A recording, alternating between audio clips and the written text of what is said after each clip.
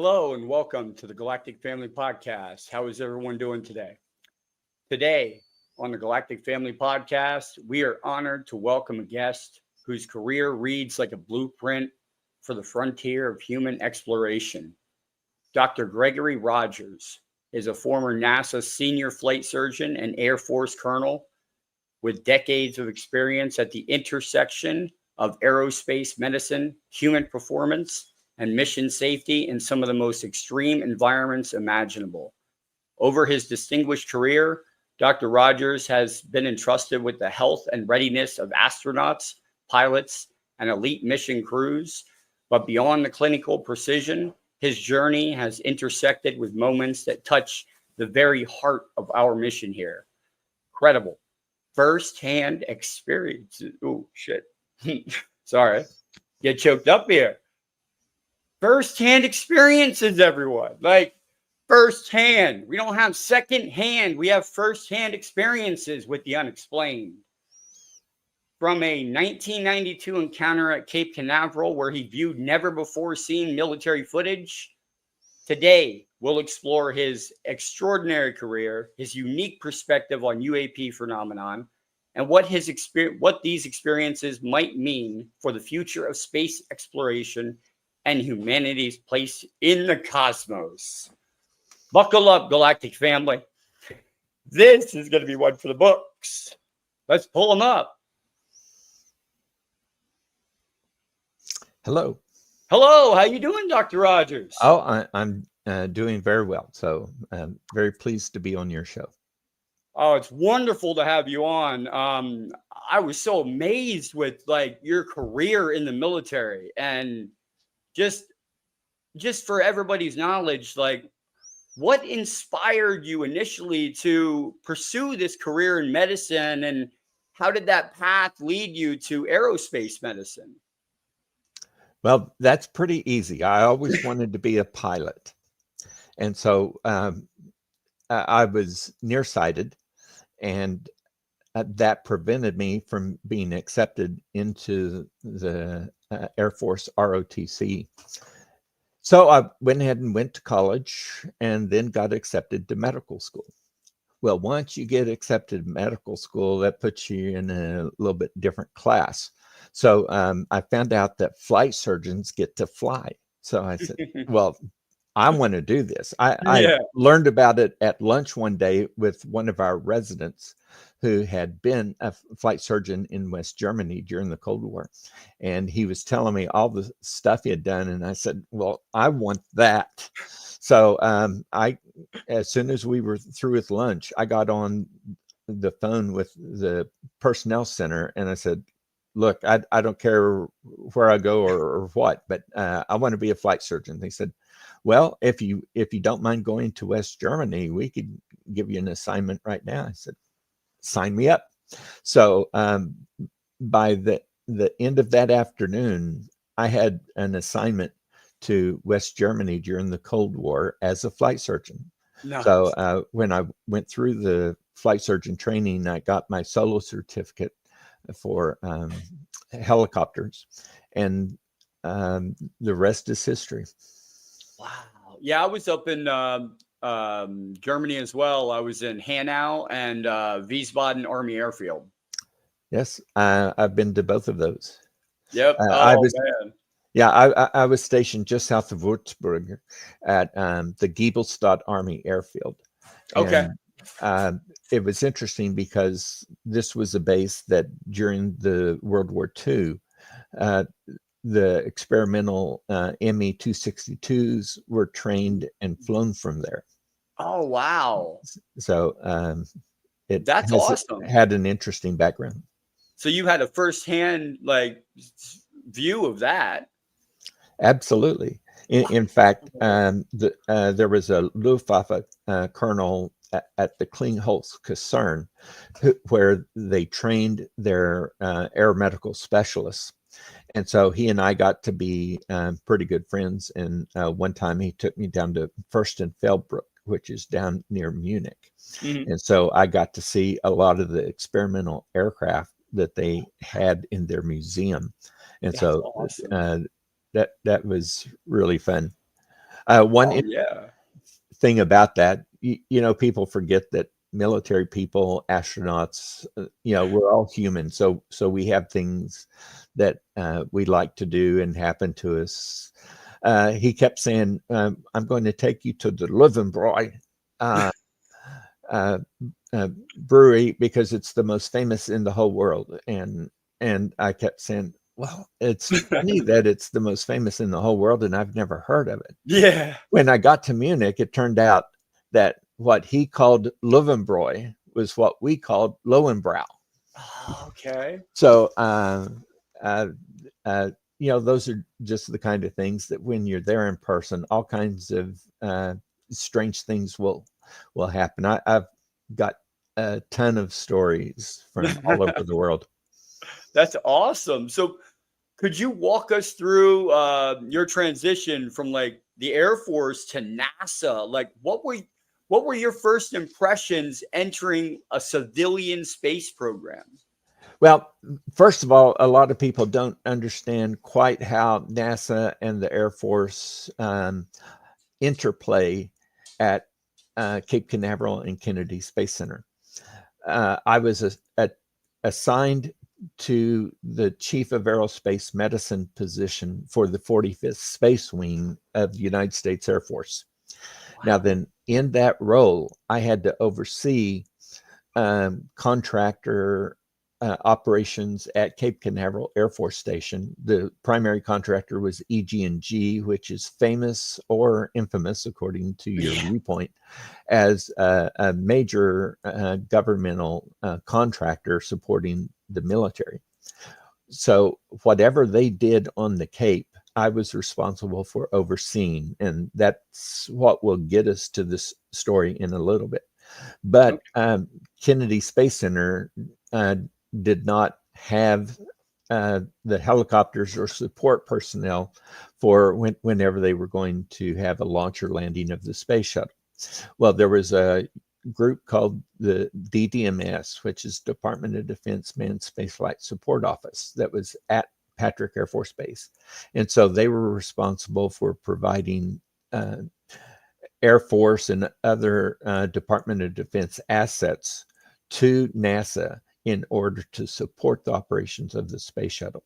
So I and my helicopter team were attached to NASA for each launch attempt, each landing attempt, and then supported other operations such as all of the different exercises for. So you did like recovery operations too. When they came in with the shuttle, parachute came down. You guys were there securing the site. Well, the space shuttle didn't have a parachute. Well, not that, but glider. Yeah. And so as it would come and land at our site when it did, otherwise it would land normally out at Edwards. Although, as we were discussing beforehand, one time the Columbia in 1982 actually landed at the White Sands Space Harbor in New Mexico, and most people don't realize that. But whenever these operations were going on, it would require a tremendous number of assets. And so most of those assets came from the United States Air Force. So for those missions, I was attached to NASA and would support NASA operations. And so according to what they were doing, where they were doing it, and all of that, that was what I supported. Just through a set of circumstances, I ended up not being able to turn this in, but this was my NASA badge for when I went to the Gambia. The Gambia was one of the transoceanic abort landing sites. So if the space shuttle launched was not going to make orbit, it's still going to come down somewhere. So we had 4 transoceanic abort landing sites, 2 in Spain, which was Morón and Zaragoza. We also had a landing site in Morocco, which was the Ben Guerir Air Base. And then we also had the Banjul International Airport in the Gambia.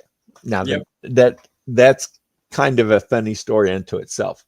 Gambia is a very poor country, and they had very few assets.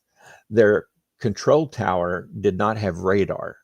So the air traffic controllers from Dakar, Senegal would call them and say, hey, there's an aircraft coming in. You need to turn your runway lights on and get ready. And then one of the things they would commonly have to do is get out in a Jeep and fire off shotguns to get all of the animals off the runway before the aircraft landed.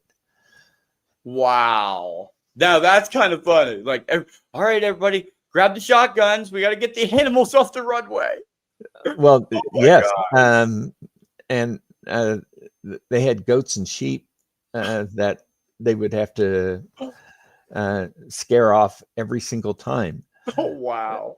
And it was really hilarious. And then for the pamphlets that they made, they had a picture of the control tower from a distance, so you couldn't see that they didn't have a lot of things, including windows.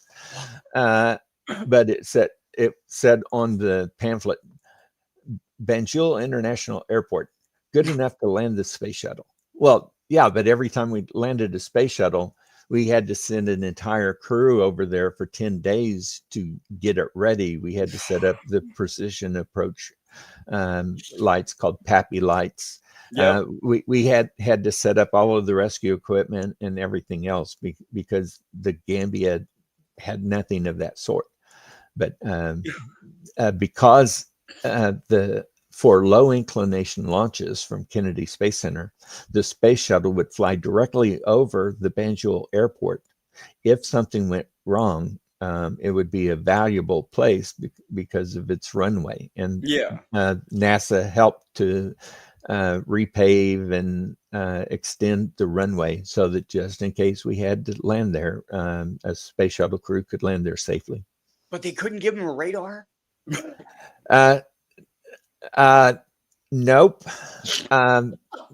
The thing is, the space shuttle had lots of landing equipment. There was a thing called the MISBLIS, which was the microwave scanning landing system. Yep. And so as soon as it got close, the equipment that we brought in would be sufficient to land the space shuttle. One of the good things is that when the space shuttle's coming in, they do get priority. Well, yeah. Over everything. And of course, they right before launch, they would get out in their trucks and shoot off the shotguns to get the animals off the runway. Oh God, you can't have a goat on the runway when you're trying to land a space shuttle. Yep. Oh my God, it's gonna be there's so many things about the space program that people just never imagine. That's gonna be my logo from now on. I'm telling you, that made my day right there. Yeah. No, space shuttle, goats. Oh my gosh, I'm just so. Were there any particular missions, or besides this one, or astronauts you worked with that stand out in your memory? Well, I mentioned to you before that I had written the space shuttle novel Impact. Yes. And it came out in 1995. Well, I had book signings at the Cape Canaveral area and also over at Johnson Space Center at Space Center Houston. Well, when I was just south of Cape Canaveral Air Force Station, I had a book signing with Buzz Aldrin. Now then, Buzz Aldrin stands out in my mind because in '69 I watched him walk on the moon with Neil Armstrong, and a lot of people don't realize it, but he saved the lives of him and Neil Armstrong on that mission because they came very close to dying. What? Do you want me to tell you the story? Yeah, please. Okay. I think I've heard it before, but I don't think I've heard it out of your mouth. Well, they put their spacesuits on, went outside, did the walking around on the lunar surface, and then they came back in and doffed the uniforms, meaning taking them off.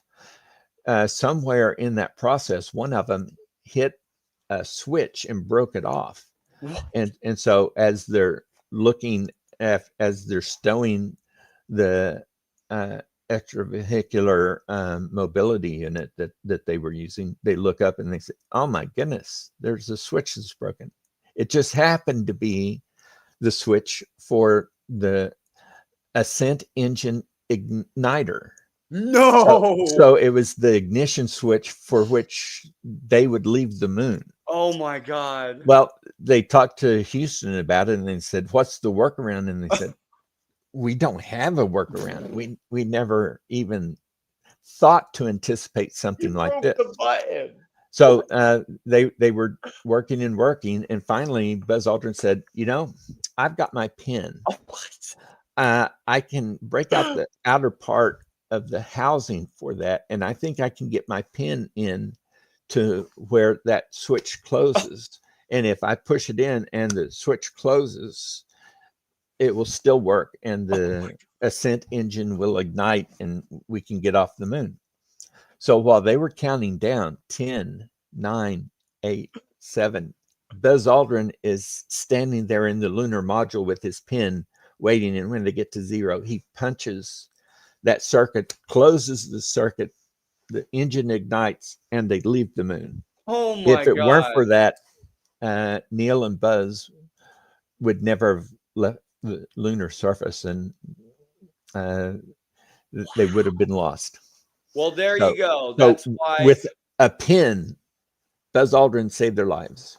You know what? I remember a joke I used to tell, a while ago, and it was about, NASA and Russia and the space program. And it was like, oh, Russia said, well, we need something that writes in space, but we don't want to use the pen. We just use the pencil. The pencil works.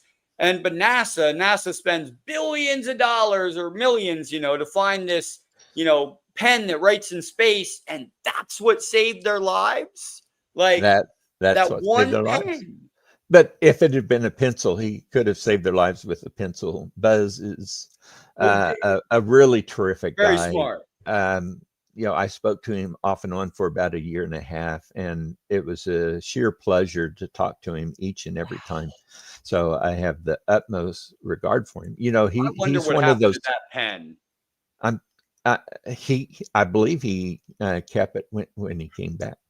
Good. I hope he does. Yeah. But when you talk about Neil Armstrong and Buzz Aldrin, you're talking about men that will go down with Magellan and Columbus. Yes. Marco Polo. History will look at them 500 years from now, and they're still going to be very historic figures. So when you said, did anybody stand out in your mind? Well, yeah, Buzz Aldrin does. Yeah. I also had a book signing with Jim Lovell Jr., the commander of Apollo 13 at Space Center, Houston. Oh, now, wow. At the time that I wrote my book, I was afraid nobody would remember Apollo 13. So I put a section about Apollo 13 in my story. Well, as I was there doing a book signing with him, and we were also giving presentations to the public. So I got to be on stage with Jim Lovell as we addressed the visitors who were brought into this auditorium that probably had 400 or 500 people. And so he was speaking before me. And so he introduced me. So for a short space of time, I was on stage with the commander of Apollo 13, we're like this. This is awesome. I'm just teasing, but afterwards, as we were talking, I was in my flight suit and he was in a business suit, and so we were getting ready to leave. And this lady that sounded like she was from New Jersey, no offense to New Jersey, but she came over and she stepped right in between us, and so we were just normal speaking distance. She stepped in between them, the two of us, and had her face right here next to mine. And she said, "I want your autograph." So I said, okay, well, I'll sign your paper here, but I think you're going to want his autograph too. She turned around and she's like this close to his face and says, "Is he anybody important?" I said, "Ma'am, this What? is Jim Lovell Jr., the commander of Apollo 13." Well, this was only like 2 weeks after the movie had come out. So she starts screaming, "It's Apollo 13, George, get over here. It's Apollo 13." And so all of these people moved over toward him. And I looked at him and said, "Man, I am so sorry. I did not mean to do that to you." And he Right. said, Look what you "Well, did. it's okay. It's been like that since that movie came out." He did tell me that he was somewhat frustrated that they had chosen to alter what he said at the time of the mishap.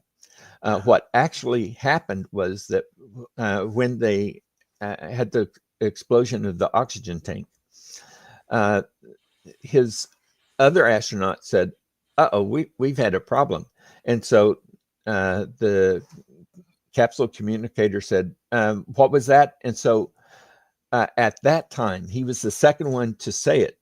But Jim Lovell actually said, "Houston, we've had a problem." He Ah, never said, "We have a problem." He said, "We've had a problem." we've But they had. didn't think that was, he said they didn't think it was sexy enough. So they changed the wording, but that's what he actually said. And so he did not actually say, "We have Okay. Houston, we have a problem."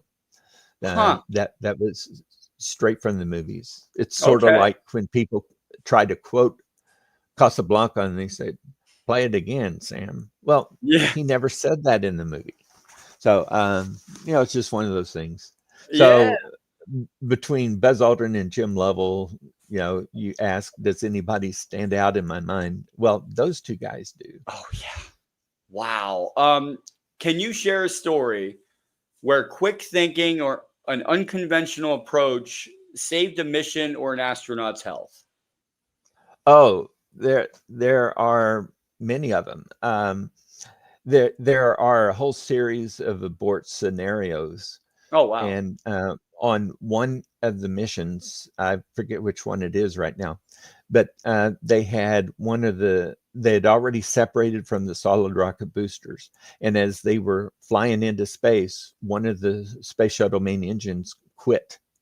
So now they only have two engines. Oh, Well, they could still use those engines and extend the length of time they burned, but uh,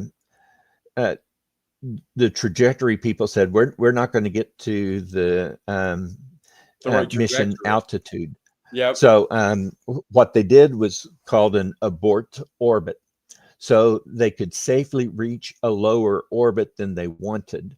Okay. And so they went into that lower orbit, shut down the engines, and they went through all of the operations of what they were planning to do. And there were only a few things that were affected, but they were able to perform the vast majority of the operations that they had planned to do, but they were doing it at a lower orbit than Okay. what they had expected. So that was an actual abort scenario. Wow. Well, I'm glad they Most did it. people don't. Yes. Well, most people don't even think about the fact we actually had a space shuttle abort. And this was, in fact, I believe the orbiter was Challenger. And obviously, prior to the January 28th, 1986 mission. But those are the kind of things that happen all the time. And nearly every mission has something going wrong with it that the engineers, the safety people, they all have to work out, okay, now that this happened, what are we going to do about it?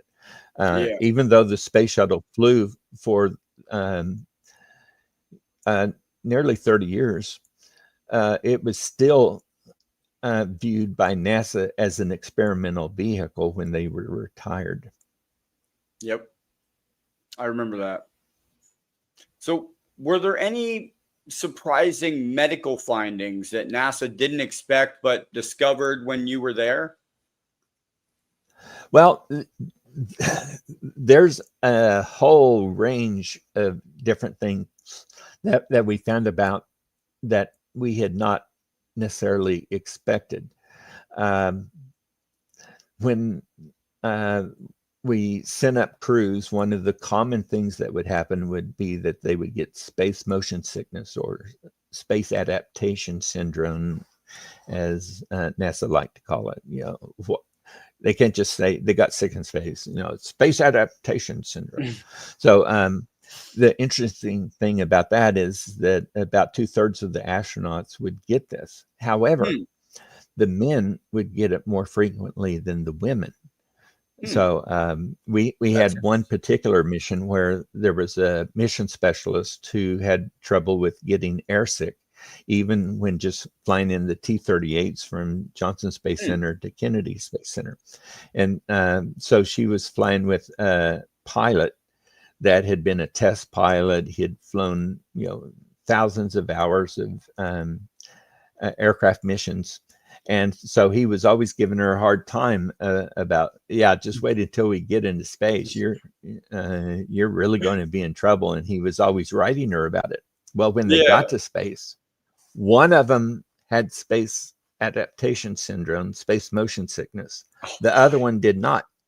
But it was the woman who did not have it. And so even though she had the air sickness on the T-38s, the pilot who had done all these thousands of hours of flight actually had a pretty bad case. And so for several days, he was vomiting his guts up frequently. And so she would go in front of him and say, you don't want me to do this, do you? And he'd close his eyes and say, don't do that. So what is that caused by? Is it because there's no horizon for you to look at, nothing for you to focus on, to here on the ground, you're on the ground, you could see the ground, you're on it, but in space, you're kind of just, there's nothing really, no horizon. There, if you look out the windows, you can see a horizon, but that's not the cause of it. First of all, you get great amounts of fluid shifts. When we walk around on the Earth, our blood is pulled downward into our feet. Yeah. So the legs have to squeeze the blood to get it back up to the heart so the heart can recirculate it. Well, when you go into space, the legs don't know that they're in microgravity, so they still squeeze the legs.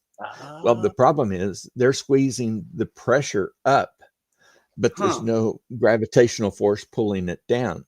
So the fluid will shift to the upper half of the body. The face swells, the nasal passages swell. You can't smell very well. Food doesn't taste right because it's like eating with the cold. You can't taste it. So they would add hot sauce and other spices to all sorts of things. Well, as the fluid shifts into the brain, the brain actually swells. The inner ear mechanisms also swell. So they're not giving normal signals to the brain. And so we think that there's a mismatch between them. And that's probably a large part of what causes that. Oh, wow. So did you ever notice patterns on how different individuals adapt or fail to adapt to spaceflight conditions? Well, they all would eventually adapt. But there's no way to predict who's going to get space motion sickness and how long is it going to last. Now, then, it doesn't sound like that big of a deal, but the thing is, when you're really throwing your guts up and you have to keep this sac around your mouth, if you leave gaps anywhere, the vomitus floats away. Well, the smell also permeates everything, and there's no place to go. I mean, even though it looks pretty big on television, the crew cabin with the upper flight deck and the mid deck is actually fairly small. So any kind of odors, aromas, or anything else that is produced stays within that cabin. And if it's a 17-day mission, all of the odors for 17 days accumulate. And so when they would open the hatch, and the first person in would go, "Whoa, man, this doesn't smell good." But for the crew, they would go sort of nose blind because they would smell this for the entire 17 days, so they didn't notice it so much.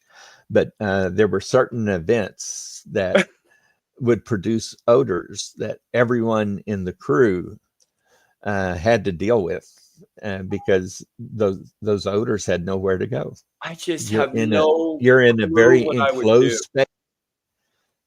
Well, You couldn't do is anything. I that mean, what something? would you do? Put a one of those, air fresheners by your nose?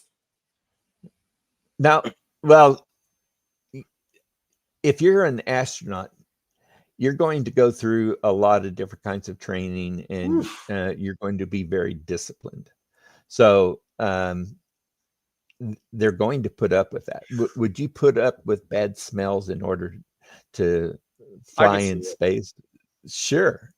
I can I'd see do it it. in a heartbeat. I mean, If being in the poop, as you say, when I was, stationed in Iraq, I understand. You deal with what you have to. Yes, well, in the military in general, you put up with lots of stuff Yeah. that non-military people would not want to put up with. So, it just goes with the territory. Oh yeah. I love being voluntold. Yes. Yeah. You get informed you have just volunteered for this mission. You'll need to be at helipad 17 in 18 minutes. Make sure you have your go bag Yeah. ready. And if you say, "Well, where am I going?" They say, "You'll find out when you get there." And so there would be times when I would have to grab my go bag, get in the car, get to helipad, and because of the nature of what I was going to do,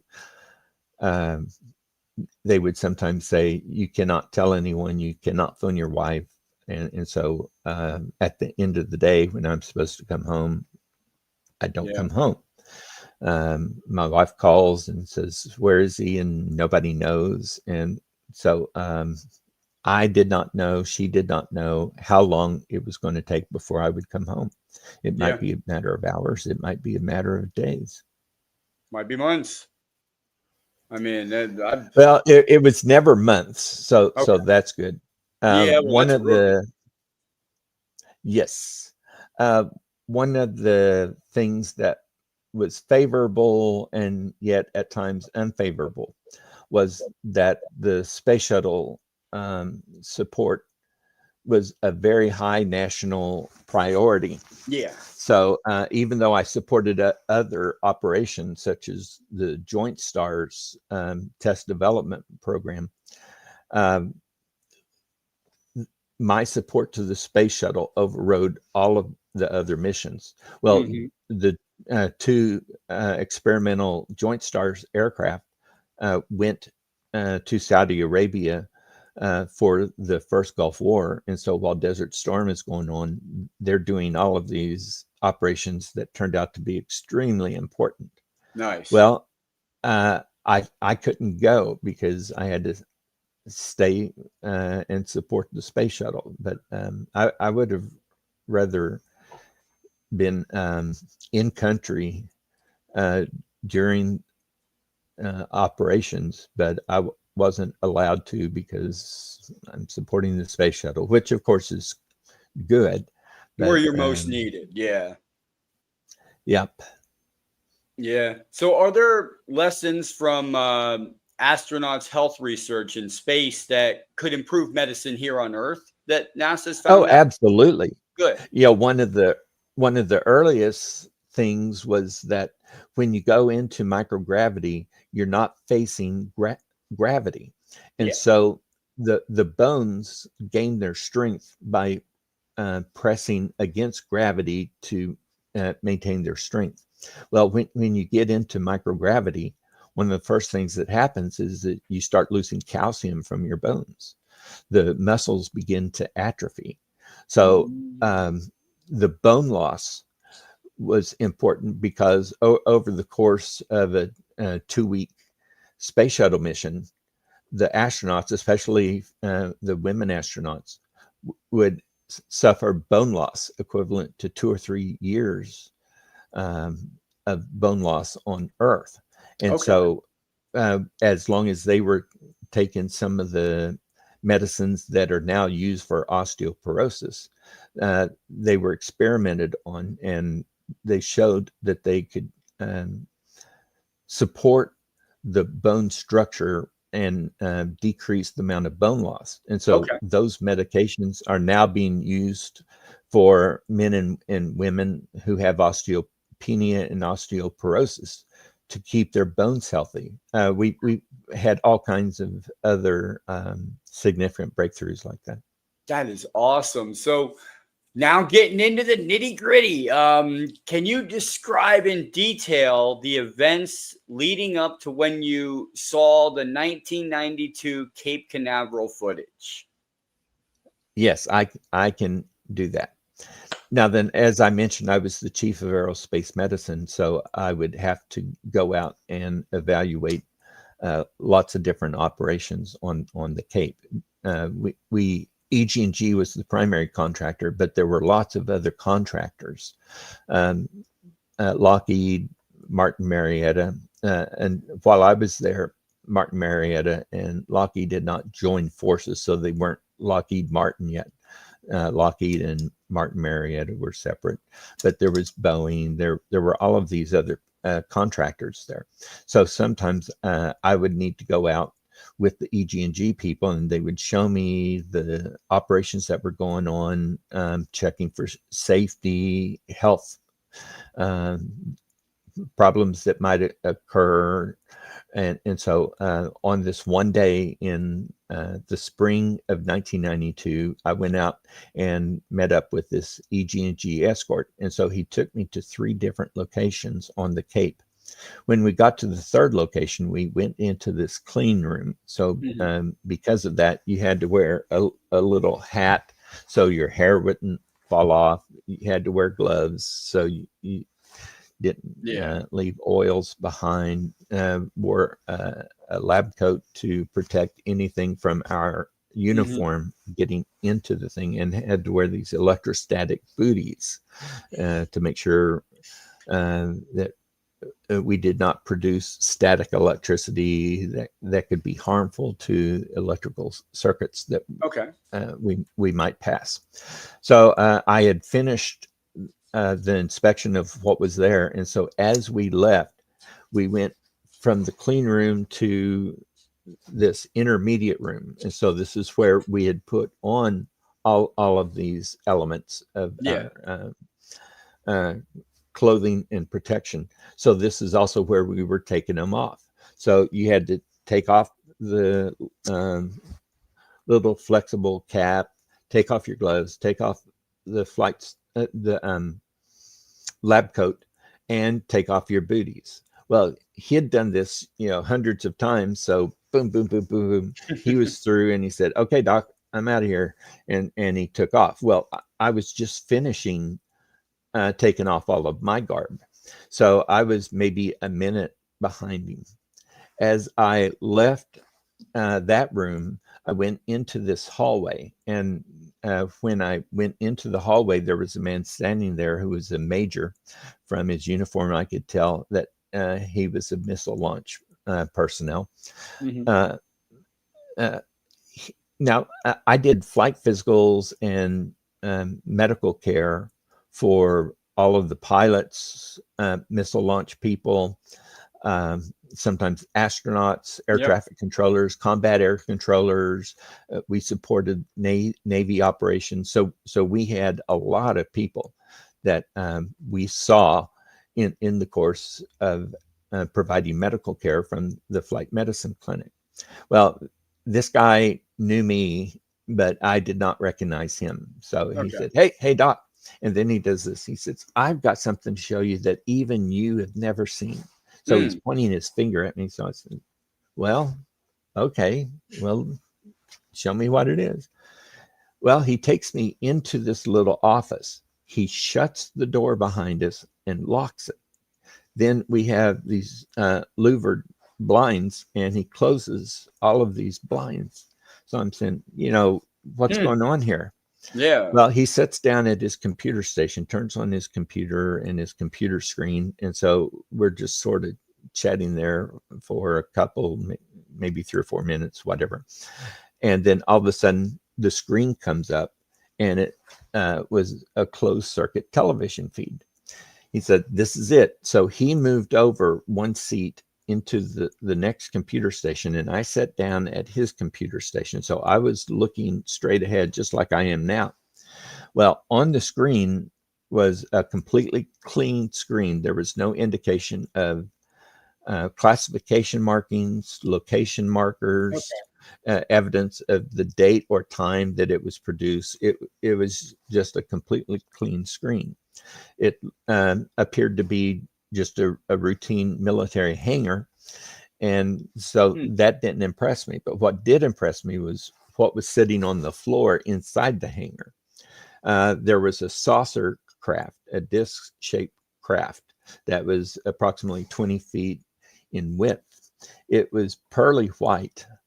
There were no seams, rivets, doors, windows, pitot tubes, any kind of normal flight mechanics that you would expect from an aircraft.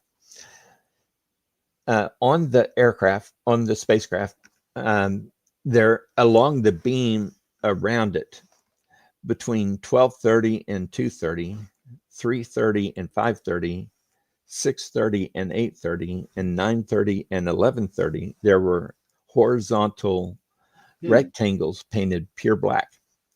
At the 3 o'clock, 6 o'clock, and 9 o'clock position, there were only on the upper half of the vehicle, there were vertical rectangles painted pure black. As soon as I saw this, I thought, oh, well, this is an experimental aircraft. They have these markings so that they can monitor what they're doing while they put this thing through its paces, so they can see how well it's functioning. Well, I didn't see it clearly at first, but at one point it rotated 360 degrees clockwise and then rotated 360 degrees counterclockwise. Well, during this movement, I saw that at what I'm calling the 12 o'clock position, as it rotated around, it said U.S. Air Force and had a U.S. flying insignia just above that. So now then, I'm already shocked to see a flying saucer, but now to see one with U.S. Air Force markings on it and a U.S. flight insignia, that really did blow me away. There was a dome at the top, and it had a mast sticking out, and attached to the mast were 3 umbilical hoses that went up and out of view. So that, to my mind, indicated that not all of the vehicle mechanisms were internal to this craft. So they were probably still feeding electricity to it. They might have been sending flight instructions or so forth. If this was a mature vehicle, everything should be internal to it, and you wouldn't need to have umbilicals. So I felt like I'm looking at a reverse engineered UAP. This probably belonged to a contractor. People don't realize it, but the U.S. Air Force doesn't build any aircraft. The F-117 was not built by the U.S. Air Force. You're talking about Lockheed. Northrop Grumman and Lockheed, right? And all these so other General Dynamics for the F-16. So all of these corporations, organizations will build craft. For instance, when we were looking at the next generation fighter, there were 2 different consortiums. One of them came up with the experimental YF-22. The other one came up with the experimental YF-23. Now then, they had Air Force markings on them, but they did not belong to the Air Force. These belong to the organizations that were developing those craft. So they went Okay. through all kinds of trials. Eventually, the Air Force chose the YF-22. So then they transformed the YF-22 into the production model F-22. The Air Force purchased it, and now the U.S. Air Force owns and flies these aircraft. So Okay. this to me seemed like, okay, there is a corporation or consortium of government companies that are putting this together, and so they are trying to impress the Air Force so that the U.S. Air Force will spend money to further develop these craft. So I saw this thing. It lifted off the ground just as light as a feather. It moved to the left and right, forward and backwards, and then it rotated as I described. Well, I'm sitting there watching this, and I said, who would design something like this? And the major that was to my left said, well, I can't tell you that. And I said, who would design this? I mean, why would we design something like this? It's not aerodynamic. And he this is exactly what he did. He said, we got it from them. Oh. Huh. So, okay, well, I don't have to think too hard to figure out what that means.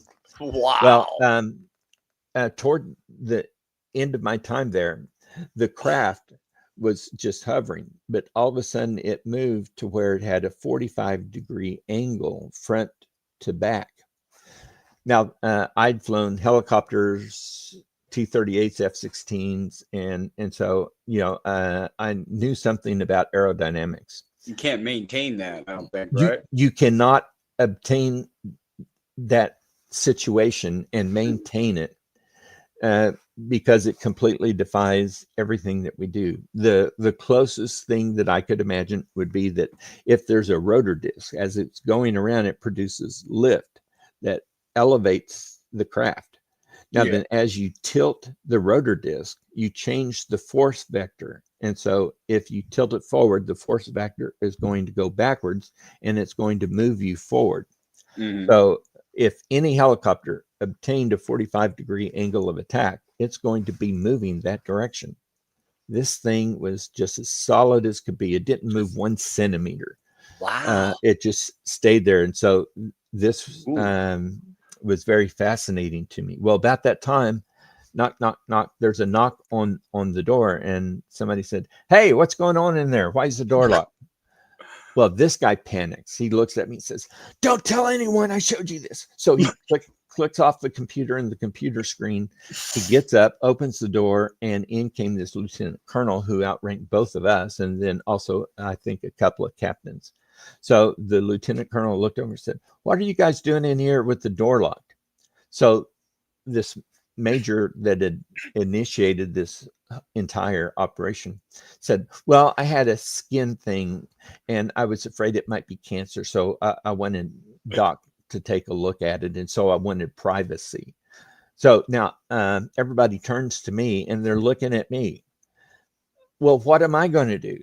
I was just shown a flying saucer. And as if that's not bad enough, it had U.S. Air Force written right across the front of it.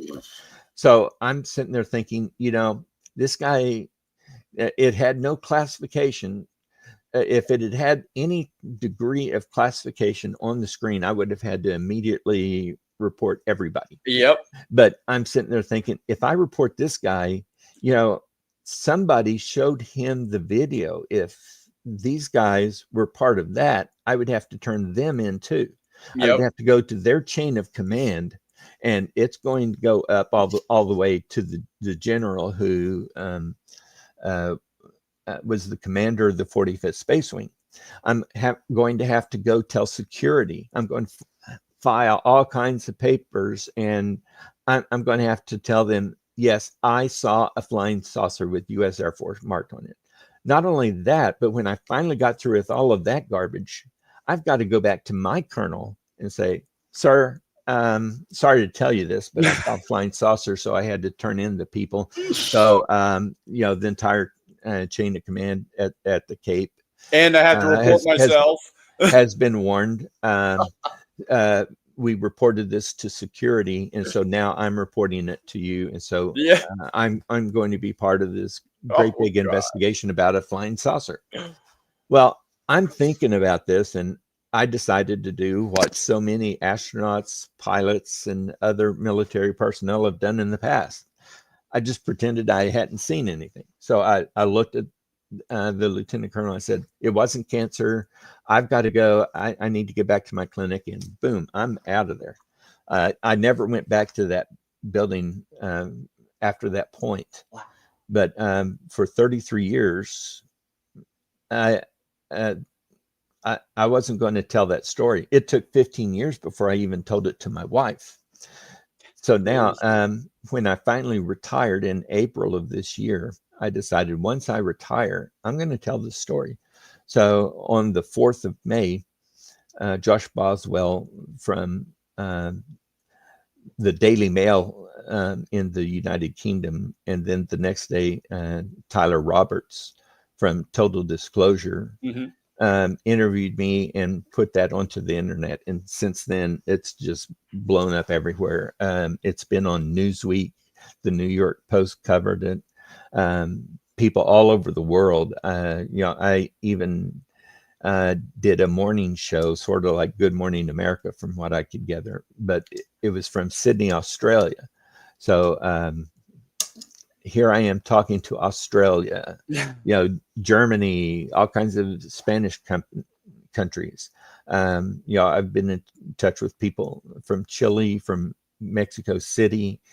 I'm not going to reveal the details yet, but that there's a university there that wants me to be an advisor to them. So we're sort of working that out. Good. And I've also become a member of the board of directors for the International UFO Bureau. Now, a lot of people have never heard of the International UFO Bureau, but it was, I live in Oklahoma, and it was started in Oklahoma City by a man named Hughes. Now, he was on the radio all the time. Hundreds of thousands of people listened to him. He wrote articles and did all kinds of stuff. In 1972, there was a report from a governor of Georgia named Jimmy. Well, guess who this was? It was Jimmy Carter. Yep. Of all of the places he could have reported his UFO sighting, he chose to report it to the International UFO Bureau. So we have his document in our records. And if you go to the Jimmy Carter Library, a copy of his report to the Bureau is located there. So, that's awesome. As far as I know, that's the only document that is still available showing that a president of the United States gave a report of a UFO encounter, and so we own that. So that's an interesting turn of events. Yeah, I'm actually a section state director with MUFON here in Pennsylvania, so I deal with Unexplained all the time. Well, MUFON and the International UFO Bureau are looking at the same things. Yep. It's just like if you say, well, I'm in the Department of Defense. Well, does that mean you're with the Air Force? Are you with the Army? Are you with the Navy? Are you with the Marines? Are you with the Space Force? Are you with the Coast Guard? We're all for disclosure. That's what we are. So the thing is, we're looking at the same phenomenon. And even though there's different organizations that are working on this, I mean, there's dozens and dozens that I've already seen. And, our purpose together is to get the government to admit what we already know is true. I'll tell you, a great system to get is MUPAS. I'm sorry, what is that? MUPAS. It's a sensor system for UAPs that came out this year that I had the opportunity to jump on to be part of the alpha testing of this. Okay. And picks up gamma, neutrino, magnetical anomalies. Now, Does if it picks up neutrinos, I'm very impressed, because yes, it neutrinos does. are extremely hard for our best scientists to identify. It's still testing, but it's Okay. it's a test in progress. Well, But microwave emissions, gravity, sure. distortion, stuff like that, it does all that. So it's like you can see it on the screen, like a whole wavelength of how it does and everything. Like, it's really neat.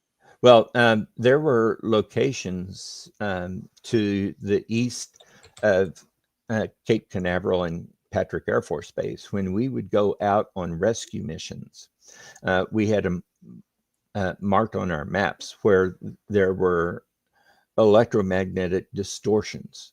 And so a magnetic compass, as we passed over that location, would give erroneous information. It wouldn't point toward true north. It would point all over the place. So we knew that while we were transiting that area, that we had to completely ignore our compasses, because they were not going to tell us the truth. And then we'd get to the other side and everything would work. So there's lots of things within our planet that we do not fully understand. But the key element is they are scientific principles. So someone sometime is going to understand all of these things, even though we don't really understand them now. Oh yeah, and here's the MUPAS thing. You can see the little thing on the side there. It has the graph there, what it does and everything like that. I'll pull it up. Okay, here. Yeah, that looks interesting. See, it can have like different graphs, and you can show like what exactly it is, and acceleration, magnetometer, or gyroscope. That's what I have on right now. Okay, well, that's very interesting. Yep. It's a system that was developed that I really have faith in, that it'll do something for disclosure, at least, to get the science out there.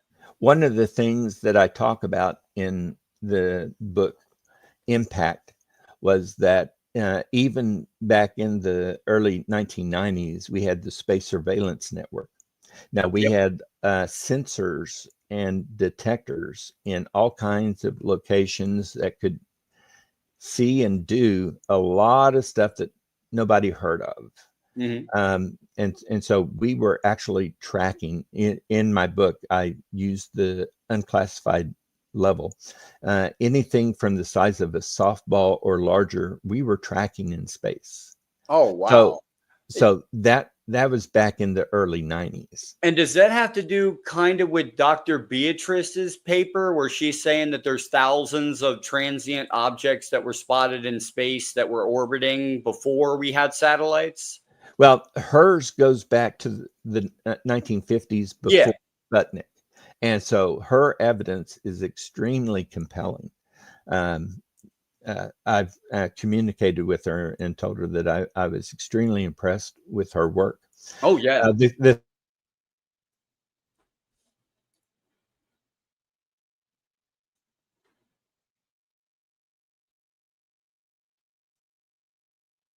Might have lost him there for a second, or it might be me. So flying around in the sky and in space, it couldn't have been human, because we hadn't launched anything yet.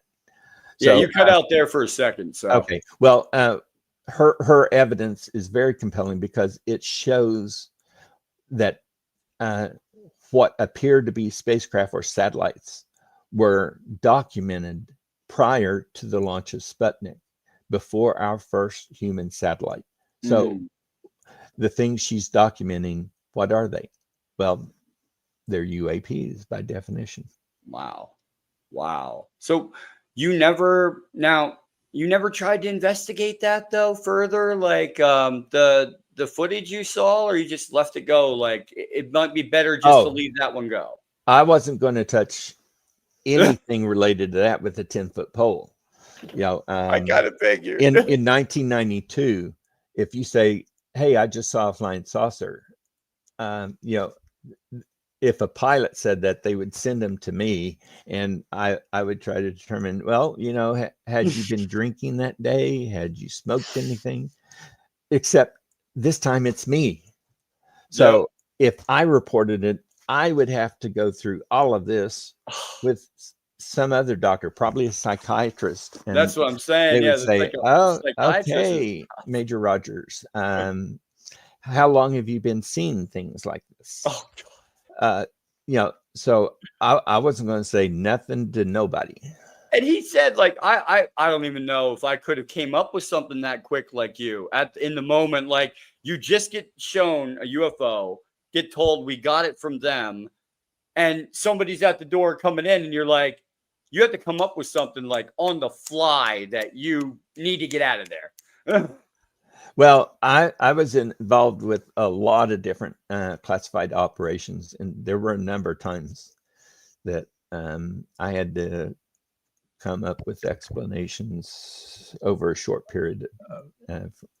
I'm sure all the people in the military have done the same thing once in a while. Oh yeah, especially when you're in third world countries. One time I was in the Gambia. I had bought 8 postcards, and the local currency was Dalasi. And so I had just enough Dalasi to pay for the postcards. So the guy is happy to take my money, give me the postcards. Yeah. And then as I start to leave, he said, "Oh no, you have to buy the stamps too." And I said, "Well, I'll just get stamps at the hotel. It's no big deal." And he said, "No, you must buy stamps with me. I sell you postcards." And so I thought, this guy's kind of freaking out. I know I can get stamps at the hotel. So I get to the hotel and exchange dollars for Dalasi and say, "Hey, I need 8 stamps." And they said, "Oh, what kind of stamps?"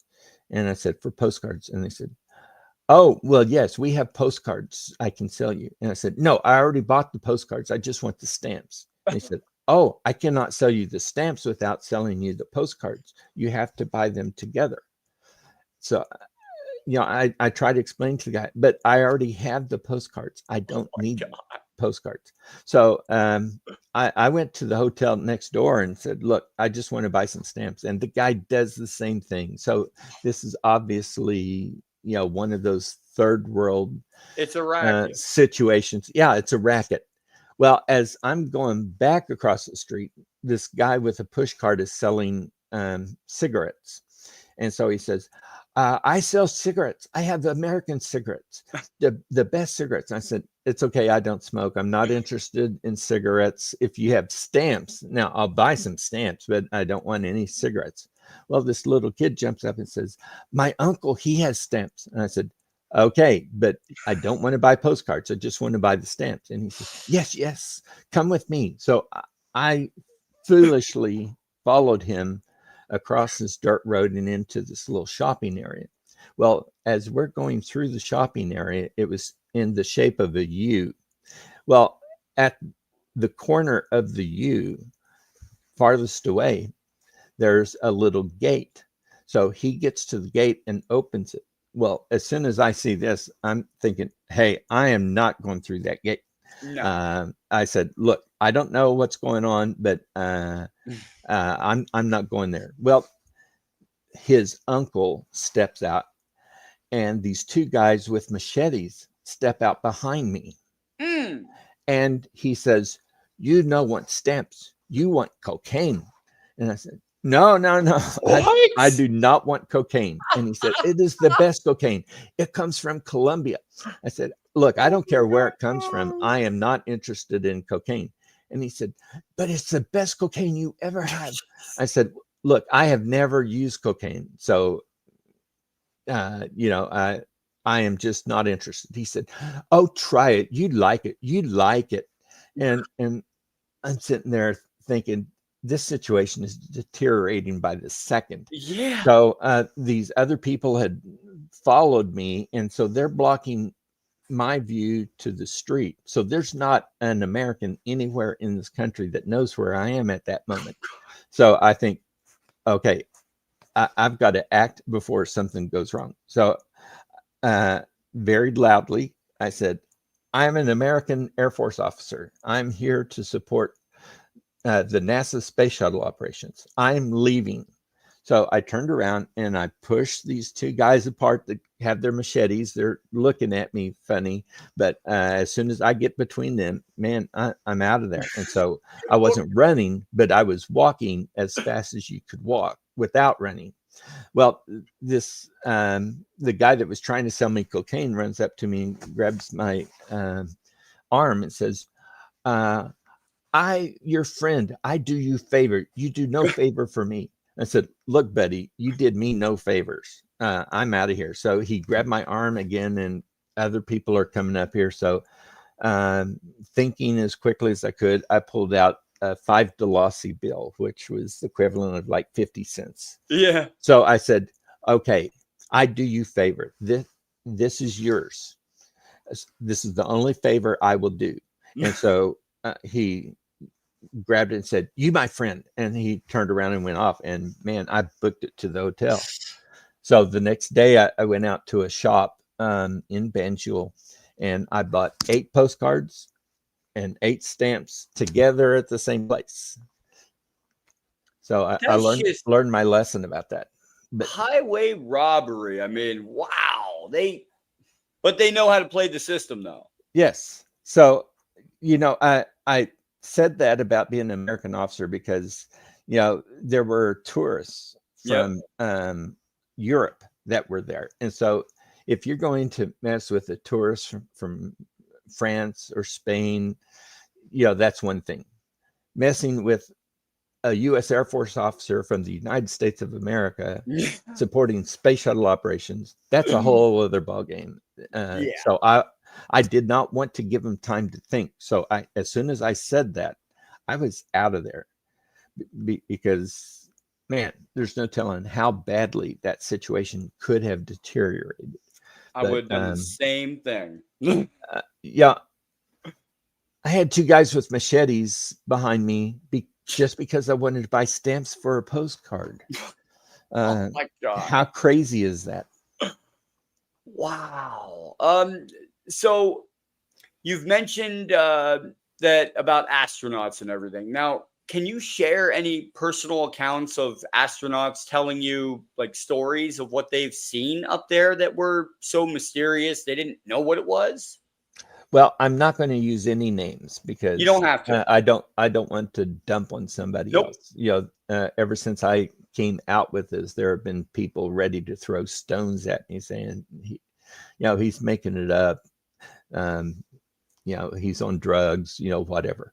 You go with people's privacy, and that's the way it should be. Yes. So, as a flight surgeon, whatever they told me, unless it was illegal, I was going to keep it secret. Yeah. So there have been times that I have spoken to astronauts and pilots where I have been told stories of very unusual events. For the guys going to the moon, I heard stories from the mouths of astronauts who discussed that en route to the moon and en route back from the moon, there were unidentified vehicles that were essentially flying information with them. Wow. There are space shuttle astronauts who have seen UAP events that they're not going to openly report. Now then, what I say about this is that you could have a press conference and they're going to say, no, we have not seen anything. Yeah. You go out to dinner, you have a few brewskis, and all of a sudden one of them says, well, let me tell you what happened on my first flight. Yeah. So they tell this, and then the next day they have another official meeting and they'll say, no, I never saw anything. So the pressure I felt when I saw this thing in 92 is the same thing felt by lots and lots of military and government personnel. You just say, I saw a flying saucer, and all of a sudden people look at you like, oh yeah, right, that guy saw a flying saucer. Now then other people will say, look, I'm with you, pal, but I'm not saying anything either. So there's a great variation in the responses people have to this, but it's not good for your career to be in the military and say, oh yeah, I saw a flying saucer. Nobody, each year you get an evaluation, and so it's an officer evaluation report. There's no place on that report to say, did this officer witness UAP? No, it's just visual or audio hallucinations, right? Yeah. Well, the thing is, even if there was, I'm not going to put yes on that. No. So there's a great stigma. I think one of the best things that has happened is that the New York Times report came out in 2017 showing actual evidence. When I saw the footage from the F-18s and heard the voices of the pilots who were watching this, you could tell the voice of those pilots were telling you, man, I have no idea what this is. I am watching it. It's a flying saucer. It's a UAP, but I do not want to speak those words on this video. But then when Congress started actively investigating, so that members of the military and the members of the government went forward in official settings and said, I saw this, it's documented, and the people in Congress say, we want to know the truth. Yeah. If you have a story that that you could tell us, we will protect you with the whistleblower laws. And so we want you to come before Congress and tell the American government, the American people, and the citizens of the world what you experienced because of the strange events that occurred while you were performing military duties. Those testimonies from very reputable people, Admiral Gallaudet is just amazing, and I've briefly discussed some of this with him. But my concern is that, man, people have said, you need to testify to Congress. Well, if I testify to Congress, is anyone going to listen to me? Is anyone going to pay attention? But I don't know that I want to. I'm sorry? Have you ever been asked? I have not been formally asked, okay, but there have probably been 25 people within the UFO, UAP community that have said, we've got to get you before Congress. Well, yeah. I mean, any kind of information helps the situation. Well, in 1992, I did not walk out of that office and say, what I'd really like to do is keep quiet for about 33 years. And then after I've retired, I'll go tell Congress about it. Yeah. That was the farthest thing from my mind ever. At the time, there was no one from Congress who was listening. Mm-hmm. They were not asking questions. So, I would consider it, but they've held meetings, committee meetings for several years, and it just doesn't seem like they're making any significant progress. So I don't know that going before Congress would really be anything that would be beneficial. But there's not many people who can say, I worked at Cape Canaveral. I supported the space shuttle program and took care of astronauts. And yes, I was at Cape Canaveral when I saw the video of a reverse engineered spacecraft. So, that's somewhat unique. Yeah. But man, you know, saying it in general and then saying it before Congress would be two different kinds of things. I might mention the flag that you see here. This was given to me when I finished my time with the space program. And so it says Space Shuttle Support Team. And that particular flag was on Atlantis and flew more than 3 million nautical miles in space. And then they presented it to me. Wow. And so it wasn't a present. It was a reward for the service that I provided. That's So beautiful. not just everybody has a flag flown in space attached to the Space Shuttle Support Program, but I do. You can see from my patches. So do you think NASA has a parallel program that is studying UAPs, or do you think it's all on the industry itself? On the main industries like Northrop Grumman? I believe that there are multiple sections of the government that are running parallel investigations. Okay. And one government agency is not necessarily talking to the government agency from some other section. One of the problems we had with 9/11 is that if we had put all of the information about these terrorists together, we could have anticipated they're going to do something with flying planes. Yes. Because the information was so spread about, we were not able to acquire that knowledge. Well, for UFOs and UAPs, I feel like that the knowledge is probably spread so far into so many tiny little compartments that if you were to say, hey, we're going to disclose all of our information. Well, even if this section disclosed everything they had, that says nothing about what's in these other 7 sections. So is NASA's compartmentalization the same as like the military's compartmentalization as far as like programs? No. NASA is actually a civilian organization. Okay. And there were plenty of times where the space shuttle program suffered because of it. As an example, the NASA managers decided to come up with their own spacesuit. So they developed these blue flight suits to go into space, launch entry suits.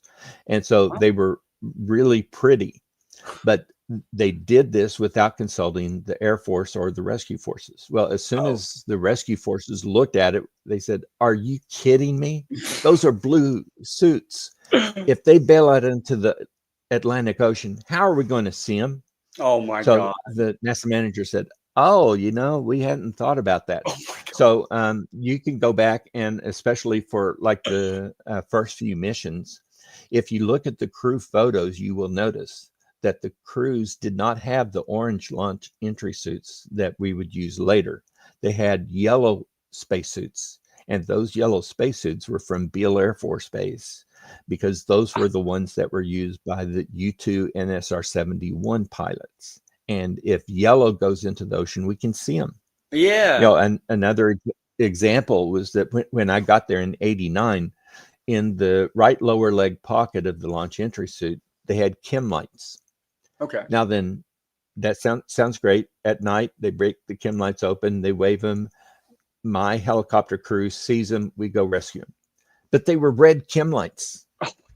Red chem lights cannot be seen very well from our night vision goggles. No. And so when I said, "Why on earth would you give them red chem lights? You give them a green chem light, we can see them from 10 miles away." And they said, "Well, we don't want to spoil their night vision." I said, "I don't care about their night vision. First of all, a green chem light is not going to destroy your night vision. But if they hold up a red chem light and we fly right by them, we're not going to rescue that astronaut." Wow. If you give them green chem lights on a clear night, we could see them for 10 miles. We know exactly where to go to rescue that astronaut. We need green chem lights. So there just needs to be So there just needs to be more inner talking, it seems like, with different agencies. Well, we eventually got those green chem lights. There's Yeah. more to the story that I won't go into, but I am a real proponent of the Peter Principle. Okay. The Peter Principle was a book that came out in the 60s that was very popular for quite some time. But the Peter Principle is that in a bureaucracy, a person will rise to their level of incompetence. And I absolutely believe that to be true. So let's say someone at level 1 works for NASA and they do a really good job. They get promoted to level 2. Yeah. They do a good job at level 2. They get promoted to level 3. They get promoted to level 4. And at level 4, they are supposed to be doing things that they're not really trained for. So the person ends up at level 4 and they don't know what they're doing, but they're not going to be demoted back to what they were doing well. They're going to stay at that level where they are basically incompetent. And so you look throughout the military, if you look at the General Motors Corporation, Boeing, they're going to have the same thing. But NASA has that to a very large degree. So a lot of people in NASA are making decisions that, somebody needs to stand up and say, no, sir, or no, ma'am. Yeah. That is a bad decision. Here's why it's a bad decision. And we need to take a different route. And, that requires guts and a backbone. And in a lot of areas within the military and NASA, there aren't enough people with enough backbone and strength of personality that they're going to say, look, this may affect my career, but I'm going to tell you what is true. And without those kind of people, any organization is going to suffer. Yeah. Yeah. You always have to have the people that think outside the box. Yes. So when you were there any topics that you learned when you were there that were just, you didn't talk about it when you were there? Was it just UAPs and stuff like that? Or was it more like, don't talk about anything mysterious?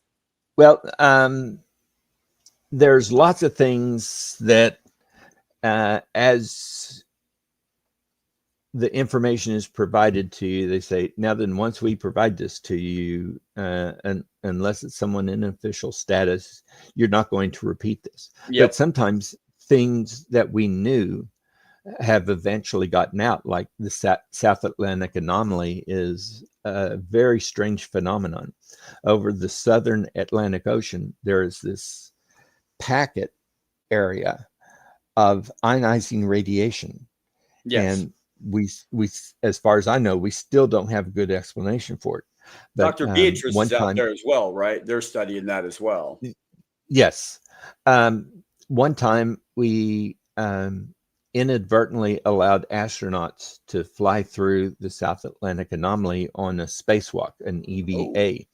And it turned out that they picked up more radiation in the 8 minutes that they were in the South Atlantic anomaly than everyone else on the crew that had stayed inside the spacecraft together.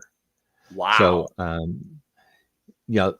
this pocket of ionizing radiation over the South Atlantic, we don't have a good explanation. It's very highly unusual, but you can look it up now on Wikipedia or anything else and find good descriptions. But for quite some time, they really didn't want us discussing the South Atlantic anomaly. Okay. Now let's shift into public perception real quick. What was your reaction to the, from 2017 to now, all the UAP disclosures that are coming out now, all these whistleblowers, what was your reaction when that started happening? Like, now we have disclosure, or now it's starting? Well, when I look at some of the people who have witnessed before Congress, and you're looking at videos that they recorded, like Commander Fravor, he saw with his own eyes what was on that video. So the video is great evidence, but whether it's visible light, infrared, radar signatures or whatever, he actually saw that with his own eyes. Mm-hmm. So he knows what he saw. And once people like this come forward, I think that the evidence, I feel, is conclusive that we have UAPs. Mm-hmm. What we don't have is any type of consensus on what we're going to do with this information. As long as some parts of the government want to hide this information, stick it behind walls of classified operations, and try to prevent anyone from really knowing what's going on, there's going to continue to be significant deviations between what is known, what is proven, and then what is proven before the public. So Yes. the gimbal, the go fast, and the tic tac, those are 3 videos that have received tremendous attention. There are probably hundreds, if not thousands, of other videos that they could release. Now then, if they released 1,000 of these videos at one time, my goodness, it would change the public perception by leaps and bounds. Well, they know that, and So that's it's why like a they're slow not trickle. releasing. Yes, but you think of what they released in 2017, and then you say, well, what all have they released officially since then? And they came out with this big deal, and then everything since then has been tiny little deals that are slowly building together. But when the very knowledgeable, experienced people speak before Congress, and that's a very difficult thing for them to do, and so they tell the truth about what their experiences are, but then they're shot down by the Wall Street Journal and Arrow and all of these other organizations that are supposedly going to seek out the truth. And I've heard that before. I've what heard they I've heard functionally that before. they are still doing the same thing that Project Blue Book did.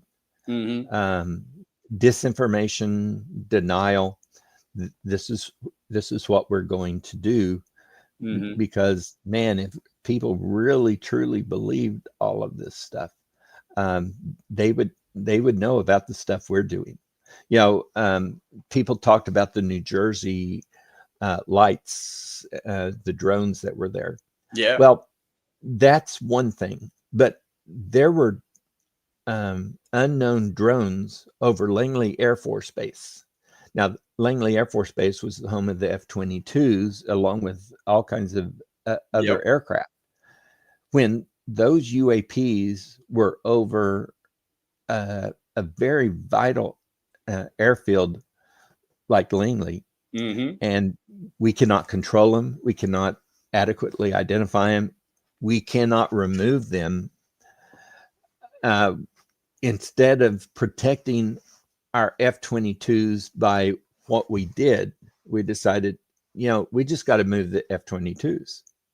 Well, for the Air Force to move F-22s to no new location because of the UAPs that are over Langley Air Force Base, that's a major problem. That goes back to like the Malmstrom Air Force Base situation, and UFO came over and 10 ICBMs go offline. Well, there are elements in the government that do not want to let anybody know of our vulnerabilities. Well, if you're not going to release that vulnerability, you're going to lie. And then you're going to lie about the lies. And if anybody comes forward, you're going to tell more lies. do you think humanity is ready at this moment for full disclosure? Well, I put it like this. I've mentioned this a couple of times in some of the interviews I've done. When I was a little kid, first grade, second grade, third grade, we had nuclear weapon drills. Yep. The duck and cover. Yep. They would show cartoons, and they would suddenly say duck and cover, and so we foolishly climbed under our little desk, like, oh, this will protect us from a nuclear weapon. Right. It's not going to, but no. The people of my generation grew up with that. We went through the Cuban Missile Crisis, where it seemed like the entire Earth could die in a matter of moments if we really authorized a release of the ICBMs. We dealt with that. The people before my generation, they dealt with World War II and all of the terrible things that happened. Why does the government have such a low opinion of the American public that we can't handle the truth? True. No, we can handle the truth better than we can handle lies. Mm-hmm. So tell us the truth, and you don't have to disclose everything. There are elements within national security that I don't want them to break those rules. Our national security is dependent upon some of the rules of secrecy. When we were going to invade Normandy, we had an elaborate setup to where we convinced the Germans that General Patton had this big army, and they would blow up tanks and blow up airplanes and all this kind of stuff. And they made it seem we're going to land at Calais. Well, even after our troops landed at Normandy, the Germans did not initially move troops because they still thought this was a diversion and the real attack was coming at Calais. That conspiracy to confuse the Germans was absolutely in our national security. So I would 100% support that kind of conspiracy because it's needed. There were things that I was associated with that was national security that I don't feel like it's proper to bring to the American public. But the fact that we had all of these UAPs directly over Langley Air Force Base, that UAP over Maelstrom Air Force Base back in the 60s took 10 nuclear missiles offline without our ability to recover them. These are the kind of things that, yes, they are very important, but the American public can deal with this. You give us a chance to be adults and we will act like adults. But when you treat us like kindergarten kids, we're going to respond like kindergarten kids. And that's why there's so many things that are really sort of crazy about the entire UFO UAP circumstances. Oh yeah. And yet there are honest to goodness, real true stories. And if you can't tell the difference between the honest to goodness, real true stories and the things that are a little bit on the crazy side, it's going to be confusing, and it's going to deny the facts for the real ones and the ones that aren't necessarily real. Yeah. And it's like I always tell my viewers, on this podcast, we go where the evidence leads us. We don't let the evidence lead us anywhere. We go to the evidence. We follow it. Now, do you believe some UAP might be biological rather than just mechanical craft? I find that hard to conceive of. Okay. My mind in relationship to aircraft flight and space flight is totally absorbed by the mechanisms of how are we going to fly this aircraft? How are we going to launch this space vehicle? Okay. And everything that I know of is purely mechanical in nature, even though the physics and chemical knowledge behind those things are very important and sometimes very unique. I still believe that there's got to be something, and I can't imagine a biological system that could withstand what we see from these UAPs. Okay. Here's a good one for you. Do you think disclosure will ultimately come from official government channels, or it's going to come from the whistleblowers and insiders that want this information to come out? Well, whistleblowers and insiders will still drive the conversation. But for what we figure as disclosure, what we want it to be, has to come from governmental agencies. And it's only going to happen when someone forces them, kicking and screaming, to reveal their data. Okay. Could some of the UFO medical mysteries you've heard of actually be clues to understanding consciousness itself? Well, I believe that's true. And Okay. one of the major reasons for it is that when you look all over the world, every culture and civilization practically that has ever existed has believed in the universe being more than what we see, what we touch, what we feel. All of the societies have gods that have come down from space and taught them things, and they have been in communication through methods such as meditation and concentration in wavelengths of thoughts that we can't do. There was a time when it was entirely impossible for us to take a cell phone, and you had to physically plug it in for it to be recharged. Thanks to Nikola Tesla, we can have a platform that extends electromagnetic waves around it without wire connections. So we just put our cell phone on there and it recharges. Yeah. Well, that was something that was absolutely not believed at the time Nikola Tesla was telling us one of these days these things are going to happen. So we have the capabilities of understanding and comprehending these things, but it's going to be difficult as long as every time, the Kecksburg incident, when the government comes, grabs whatever that evidence is, puts it on a truck and drives it off, and then says, see, there's no evidence. Well, there's no evidence because you just drove it off.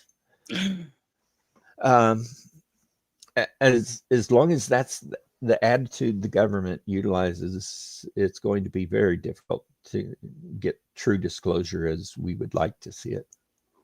Yes, that's what I believe as well. If you were given a chance to examine one of these craft medically, like looking at its environment systems, what would you look at first if you looked at one of these craft? Well, the first thing I'd look at is it safe for me to go near this craft?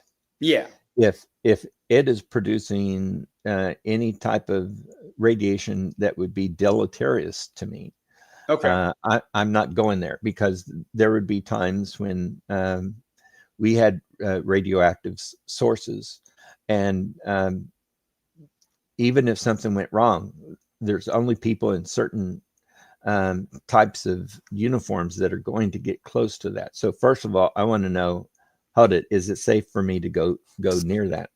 Okay. If it's safe, when I would go in, one of the first things I would look for is, how is the space distributed?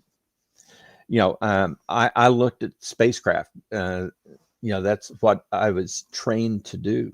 In the space shuttle, there was the commander and pilot seat, and all around them were all of the instruments, the CRTs, the rotational hand controllers, everything that they needed to assess and operate that craft. Well, if during the time of a launch or landing, there was an astronaut behind these two who were piloting the craft, those people did not have access to any of that kind of stuff because they weren't flying it. So when I would look inside the spacecraft, I would look to see, okay, where's the pilot set? Is there a co-pilot? Are there passenger seats? What can I gather due to how the vehicle is arranged? There are going to be very highly scientific people that are going to assess the mechanisms of flight and propulsion. Are there gravitational effects that they are producing? I don't need to be the one to do that. But if I'm looking at, okay, did they have oxygen hookups? Did they have life support units? That tells me something about the people who occupied those seats. Yes. If I look at a spacecraft with astronauts in it, well, I know the kinds of things I'm going to need to see to keep these people alive. Do these craft have the same kind of configurations? If they are they totally similar to what we have, or are they completely different? So there would be all kinds of information like that I would look for. I would also look for very basic things. As I've spoken down through the years, one of the things I'm asked at virtually every major group before whom I spoke, they're going to say, how do you go to the bathroom in space? Well, if I look inside this craft, do they have a toilet? Do they have places to wash their hands?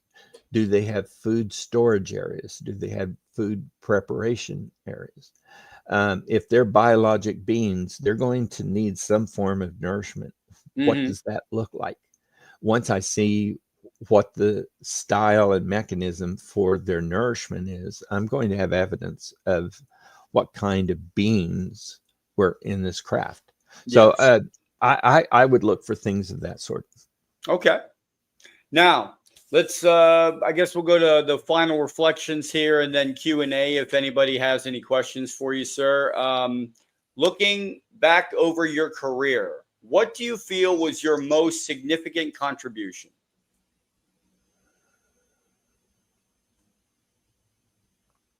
Well, I would not point to a single event, but I would point to the whole range of times when I saved somebody's life. For instance, there was this one time that these people managed to sink their boat 27 miles offshore, and so as we were headed out, the boat was on fire. And so we were thinking there may not even be any survivors out there. Well, when we finally reached the area, we were able to recover people. And when we got them aboard our aircraft, they knew that we had saved their lives. They were going to die at sea because of the events that occurred. And because of what we did, we saved their lives. There were times when one guy had a heart attack out on one of the boats. And so as we picked him up, his vital signs were extremely poor. But I gave him some sets of medications, and the PJs, who are pararescue jumpers, they're trained as paramedics. They were wonderful to work with, so I have to give all credit to them. But they assisted me in assisting this guy to stabilize his heart condition while we got him back to shore. There were people who we rescued after Hurricane Andrew down in southern Florida. Growing up in Oklahoma, I had seen tornado damage before, so it didn't look that unusual, except that as we flew mile after mile after mile after mile, this tornado was the equivalent of 60 or 70 miles wide, and it destroyed everything in its path across the entire lower portion of Florida. So the rescues that we performed there stand out in my mind. Beautiful. If you could give one piece of advice to the next generation of aerospace doctors, what would it be?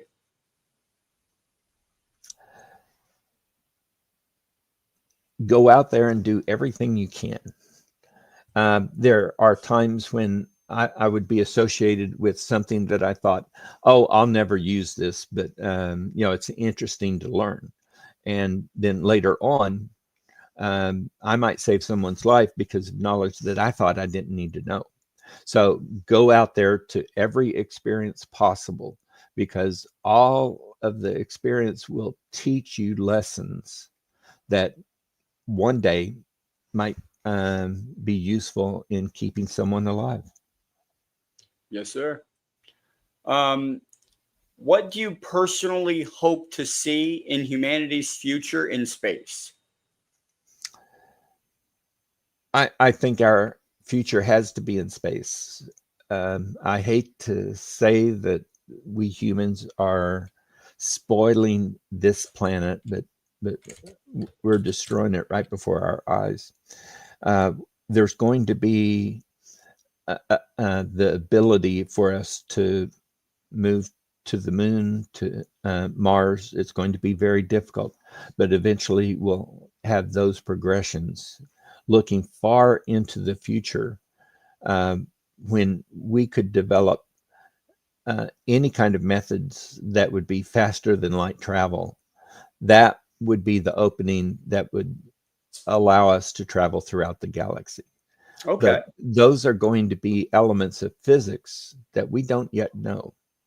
True. But it's okay, because we don't know nearly as much as we think we know. And every time we think, oh, well, this is an absolute truth, 10 years later, we find out, no, that wasn't true at all. There's this other thing over here. Yeah. Albert Einstein truly believed in his general theory of relativity, but he opened the door to quantum mechanics. And then as quantum mechanics began to show things that appeared ridiculous, Yep. he resisted those things. The double slit experiment that is so famous. If you send an electron to a double slit, it's going to pass through both slits at the same time unless it's measured. The moment we measure something, we're going to determine its location. Yes. But an electron cannot go through both slits at the same time in general relativity. But in quantum mechanics, not only is it possible, but it does go through that. It goes through every possible route to get through those. And that seems completely irrational to my mind, and yet it's true. Yeah, and I remember somebody telling me once that if you want to look for the first Earth quantum computer on Earth, look at a leaf. They said, look at a leaf on a tree. That's the first quantum computer, because when they do photosynthesis and everything, it takes all the paths at once, like a quantum computer, and finds the easiest route to get all of the nutrients up to the tree where it needs to go. Well, that leaf is going to produce chemical changes based on its ability to absorb photons of light. Mm-hmm. Now, photons of light are not necessarily the elements of just general relativity. They are integral parts of quantum functions. Yes. When you look at quantum waveforms, you look at the difference between bosons and fermions. You can stack a whole bunch of bosons together. You cannot stack fermions, because fermions are what are related to the Pauli exclusion principle. Mhm. So there's so many things that 150 years ago we had no clue about, and yet if you look at what's going on today, we are doing what would appear to be miracles simply because of the progression of knowledge in science. Yeah. And it seems like every day we're finding something extraordinary out there. Like every day is a new discovery. Yeah. When they first looked at the possibility of black holes, they said, well, mathematically it looks possible, but that couldn't possibly happen. Yeah. Well, no. Later on, we found out not only is it possible, but they're all over the place. Supermassive black holes are at the center of most every large galaxy. So what seemed impossible is now not only possible, but it's viewed as reality. This is what we know. Yeah. What is something about your career or the UFO topic you've never been asked but wish somebody had asked you? Oh boy, that's going to be a tough one. And then we can get the question and answers after that. Yeah.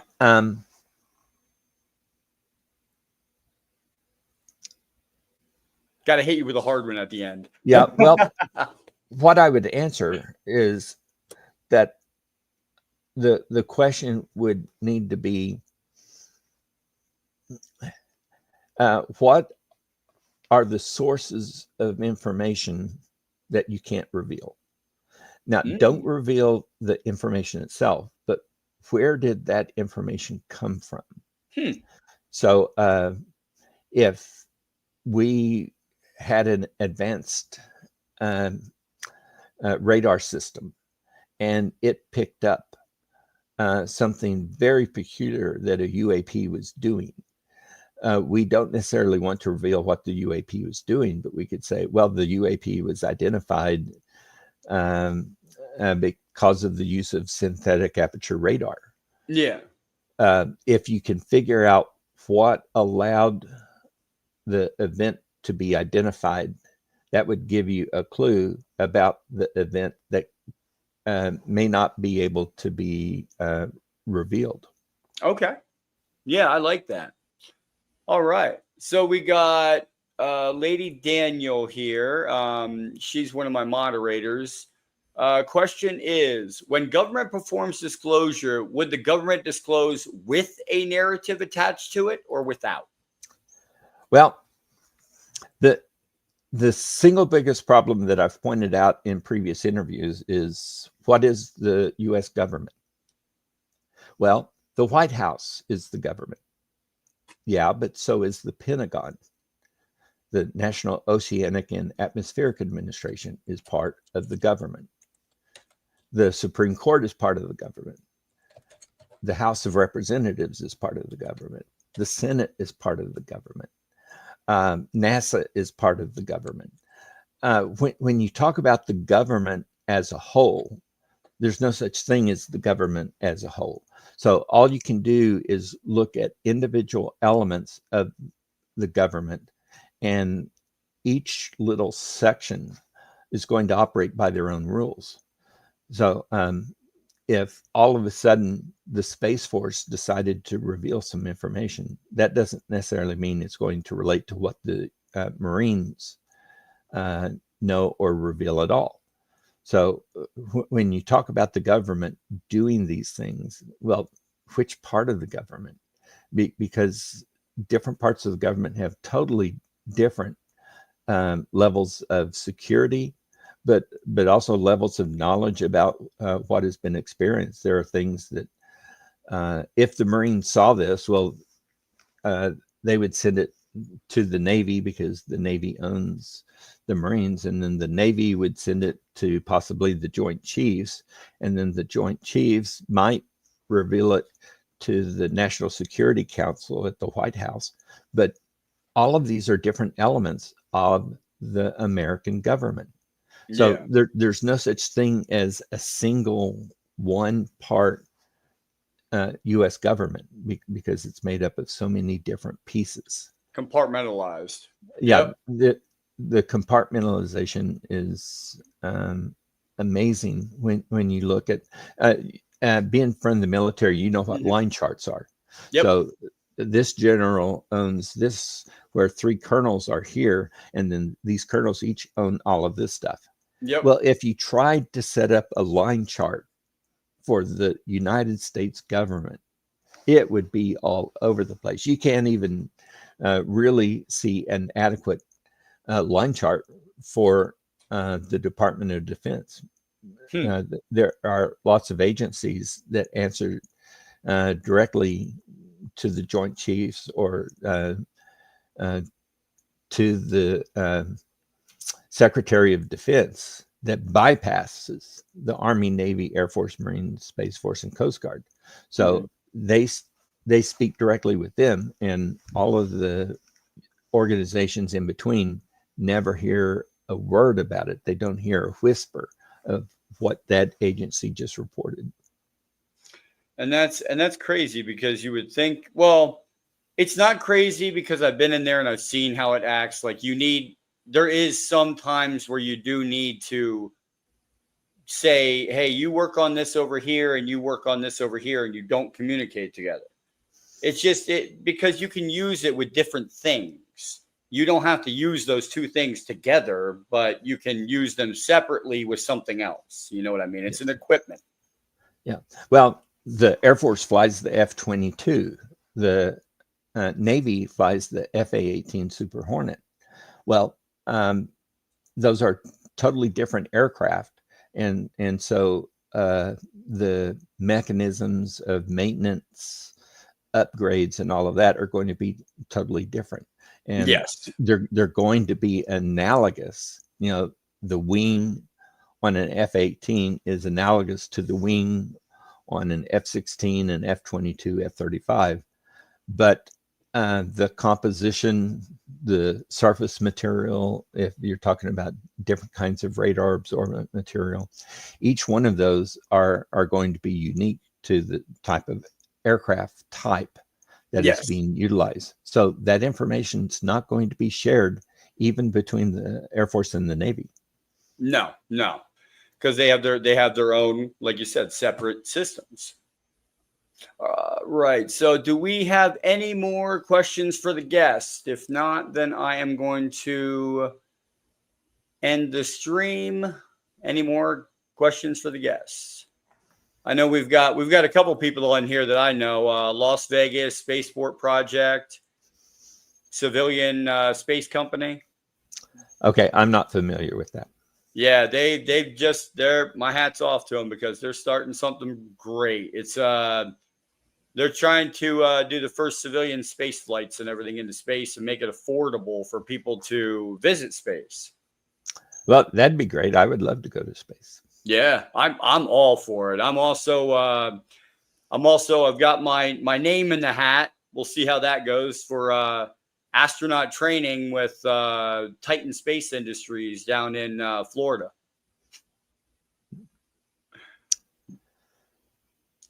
Oh yeah, it's linked with the Space Hotel. That's what it is.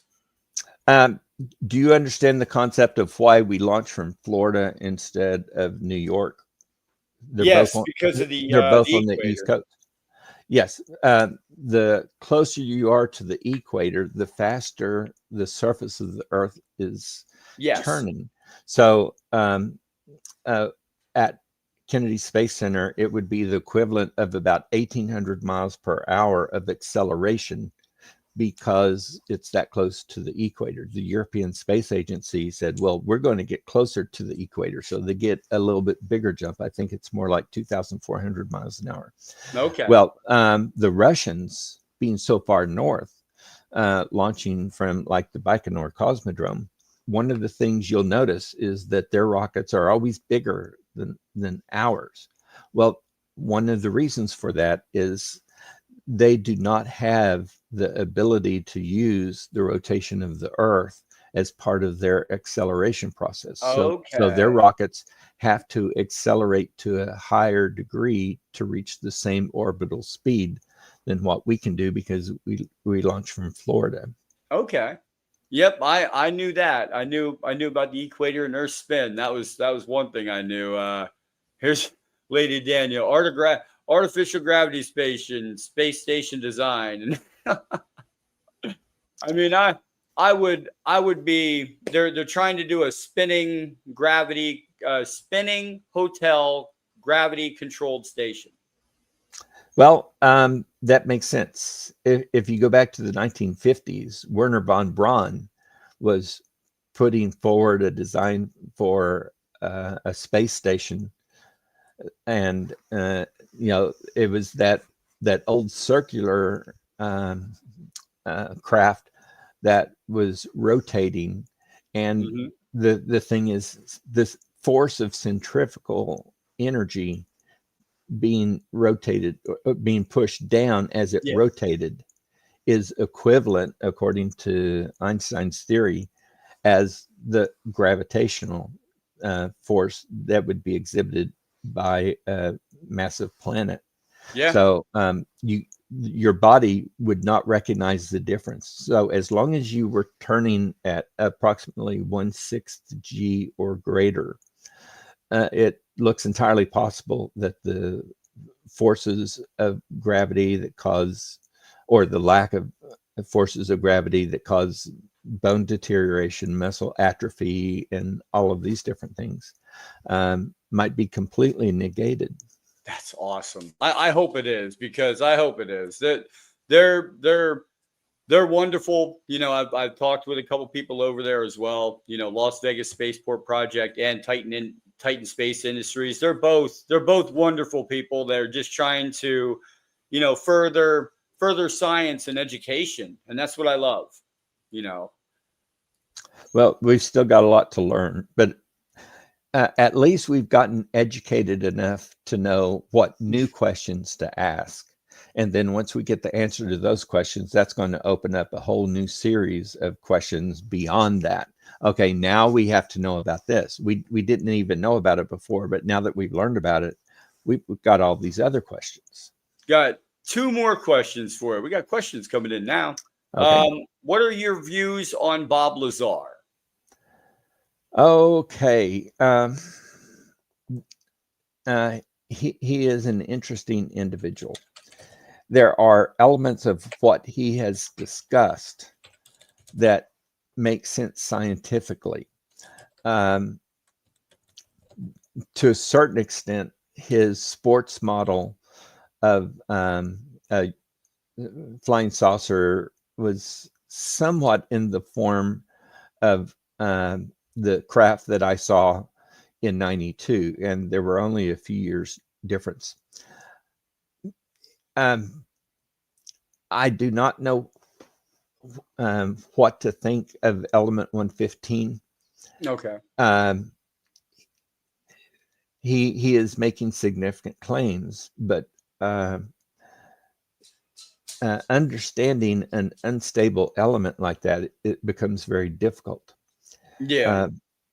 If you pull a neutron out of an atom, it's going to spontaneously degenerate into a proton, an electron, and an antineutrino within just a very short period of time. To have something that is as apparently radioactive as element 115 would be very difficult to manage. And yet, if we had sufficient amount of time to study this as humans, we might one day be able to utilize it in a fashion that he discusses. But I just don't know. I think he sounds very logically minded.